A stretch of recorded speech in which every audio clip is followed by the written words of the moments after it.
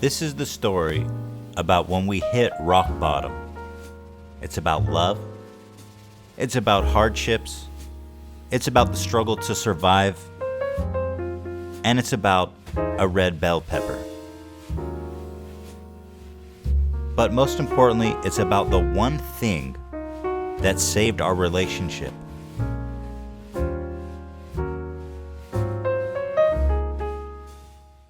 So this story begins 8 years ago. Hila had just packed up her life, essentially. She had just finished the army. And she said to her family, who was very conservative, very protecting of her, fuck it, I'm going to go move across the ocean and move in with this guy I've only spoken to on Skype, who you don't know anything about. I'm going to pick up everything and go move to California. Well, in Israel, a lot of people, when they finish the army, they want to go, like, clear their mind or something. So they save up as much as they can, and they all usually go for, like, a long trip somewhere, like South America. Right. So I decided to just come here. So your world trip was come move in with some fucking weirdo from the internet. I bought the ticket anyway. Right. And usually when my dad says no, it's no, you know. That's the kind of household it is. Yeah. I remember when your brother first dropped you off, I was living in Santa Cruz, California, which is a college town. I went to school there, UCSC, which is this surfer stoner fucking Grateful Dead kind of vibe. And at the time, I think I had like $1,000 in my bank account. Hila, you came with like $1,000 or something. And Hila being she only had a travel visa, so she wasn't allowed to open a bank account. So from pretty much the first week, I was just like, well, do you want to put it in my bank account? I'm not going to lie. I thought about going to Mexico with $1,000, dude. That was the richest I had ever been. From the beginning, we both had nothing, but what little we had, we shared in the same bank account out of just straight necessity. And I think we were teamed up from that first minute. We were like teamed up, boy. Santa Cruz was the perfect setting for our relationship to begin. It was a beautiful little beach town, and then on the other side there was a forest. It was a small, big town. You can walk or bike to wherever you wanted to go, but you could also get in the car and drive out a little bit. There was always something to explore and discover, and we often found ourselves just riding our bikes or walking around town looking for something new. We fell in love in the city. But sadly, the city also had its problems. The year was 2009. The economy was really bad. And not only that, but we were in a small college town. There was a ton of young kids, and they were all desperate for work. I remember the moment that sticks out to me the most is when we went to a yogurt shop. Just some random fucking hole-in-the-wall yogurt shop. And Hila hands them her resume. And the dude there was like, I could take your resume, and he pulls out a stack from under the table, probably 200. And he says, I could take your resume, but to be honest, we've got 200 just in the past 3 days. It was pretty shocking that it could be so hard to find just some shitty job. Like, I don't know, coming from Israel, if you want to get a job, at least with my experience, the next day you can start working somewhere. Like, it's that easy. Especially as a waiter, like, you can find easily. I would go to 10 restaurants in a day, ride my bike, boom, boom, boom, come back, just fucking completely demoralized. Damn. And then Hila's like, because I'm here with like a fucking full CV written out like immaculately, perfectly typed up. It's like I'm applying to be like an ambassador or some shit. I just want to wait tables. I just finished college. I've got a degree, and nobody would even fucking give me a job to wait tables, man. It was tough. We come home every night and fucking cook some like beans and eggs because we were broke as hell. And we were working on a children's book. That was our first creative project together. That's how we spend our night. And the next day we both go fucking looking for work and come back. And after a month, our money starts dwindling. Pay rent again. We're down to like fucking $600. We're like, we can't pay rent. And Hila's a very sane, down-to-earth, rational person. And she starts looking at our bank account and she's like, I love being here with you, but it's just not enough money. So I can't. This isn't. It's just not gonna. I'm not gonna be homeless. I'm not gonna be homeless here with you.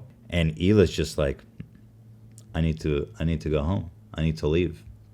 And that was kind of the setting that we were just fucked. She would have gone home. Her dad would have been like, I was right. Shame on you. Listen to me now. Like, fuck, I couldn't get a job. And now, like, the love of my life is going to fucking go back. And it's like, you don't get a second chance of this shit. We're going to keep talking to Skype for another couple of years. It's like, you got to get on with your life. We were getting there. You were 21. I was 23. It's like, get on with it. So the feeling was bad. It was very bad. Every night we would sit at home and forget our problems by working on this kid's book. Hila did the art and I was supposed to write the story, but I could never really nail it down.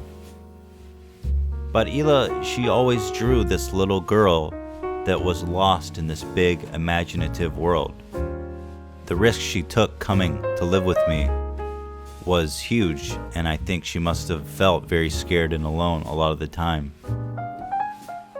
And looking back over the art now, it seems so obvious that she was writing about herself. She was that little girl. We go home that day, and our housemate, sweet girl, great girl, love her, her boyfriend was like a big-time drug dealer. And he was slamming. You go to his house, he's got like a nice like a new TV. Like, we were broke. Yeah. So when someone has a nice TV and like a PlayStation, I'm like, you're rich. doing well, dude. And I says, what do you do for a living, man? Like, hook me up with a job. And he pulls out a fucking Ziploc bag, probably this big, fucking with weed in it. And he's like, I sell weed, dude. Obviously, I'm like, okay, well, I'm not gonna fucking, that's not really an option for me. And I guess he probably knew that we were struggling from our housemate. And he's like, dude, I'll give you a good deal on this shit. Like, I'll hook you up if you want to get into like slinging. And me and Hila, we almost had like an epiphany moment where we're like, because you never think about yourself as like a drug dealer. Yeah. But also in the setting of Santa Cruz, everyone is kind of a drug dealer, which is funny. Everyone has a side hustle as a drug dealer. Because everyone there smokes. It's crazy. And the weed there is insane. Yes. And it's just like the Santa Cruz is about the weed. You drive through Santa Cruz and the whole city is covered in a cloud. It's not a marine layer. It's not fog. It's actually weed smoke. But this was the brilliant part about our business plan. Me and Hila were the only two people in Santa Cruz that didn't smoke weed. So we had this brilliant idea. We'll sell the weed and keep the money. Yeah. Instead of smoking the extra. I know everyone always say I look super high, but it might be hard to believe we don't smoke. So we had $500 in the bank. We bought $400 worth of weed.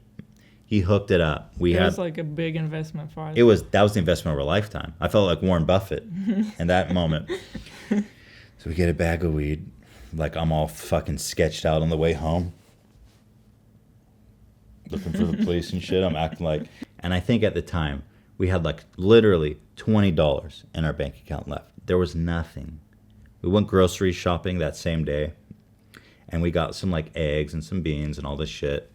And I remembered this memory is like crystal clear in my mind. Like, it turned into this wonderful metaphor for like how low we had gotten. Yeah. It was a beautiful red bell pepper. And Hila wanted this red bell pepper for his salad. For a salad. Yeah, for his salad. I was looking at the things in our cart and I'm like adding it up in my mind. I'm counting up everything in our cart. I'm like at 19. We have $20. I'm like, I weigh the bell pepper. I take the bell pepper, I weigh it. Looking at the scale, I'm like, this puts us over. We can't buy this bell pepper. Yeah. This puts us over. Yeah. And I think we both just really remembered the moment of like putting it back. Like, it's not an extravagant purchase. It's not like a beer, right? It's not like a bottle of alcohol. Yeah. It's not ice cream, right? It's a fucking bell pepper. Like, you need it. We had to put it back. And that it's just crystallized in my mind, that bell pepper moment. It was so memorable. It was funny. I think we took it in stride, but it was also really scary. Yeah. We're like, fuck, we can't, like, all right, our life's fucked. We're putting back bell peppers. We were handling it with, like, humor, but I think we both felt like, this is the end. This isn't good. This isn't good. Now, I remember somewhere around that time, we were having an argument in the car. Hila was talking about how she would probably have to go home. And I was trying to comfort her. I was saying, in 10 years, we're going to look back on these times as some of the best times in our life. And frankly, when I was saying it, I didn't believe it myself. Looking over these photos, I think we both can agree that they were probably the best time in our lives. We were there together, making it work against all the odds. And it was just a beautiful time.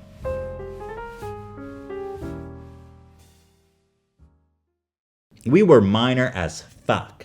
We were selling to like probably 5 people and making like a couple bucks every time. Yeah. And then some friends of friends would call us up. Me and Hila were like a bike gang. Yeah. We used to deliver weed on our bikes. And we'd roll up together, the two of us, and like make a drop. And they'd be like, what is this? Like, who are you guys? Why is she here? And I'm like, don't worry about her. She's my bodyguard.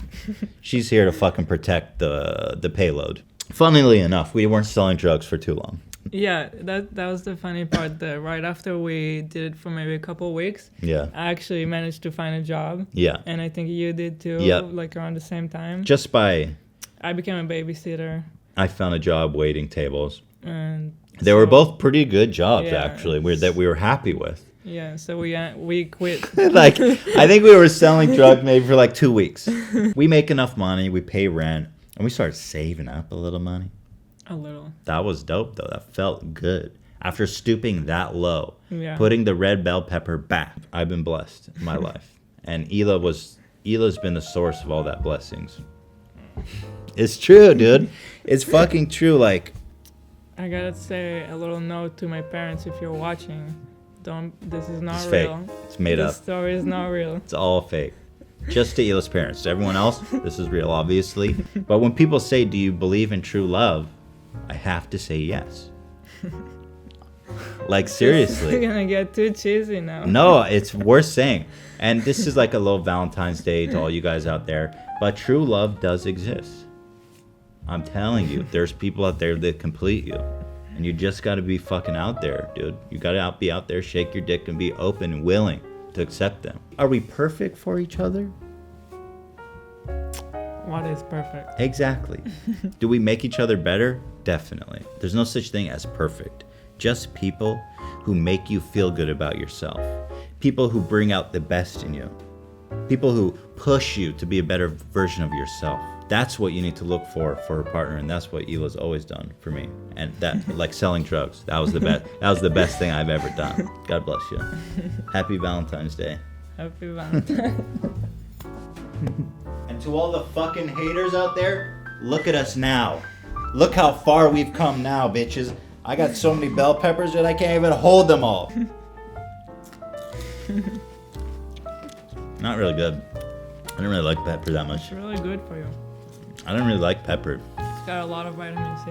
To be honest, I was pretty happy when we put it back because I was like, I don't even like this shit. I'd rather have the shit in the cart than the pepper. Sometimes you need it to mix it up, in the salad. It does, yeah. Good thing we bought 10 of them.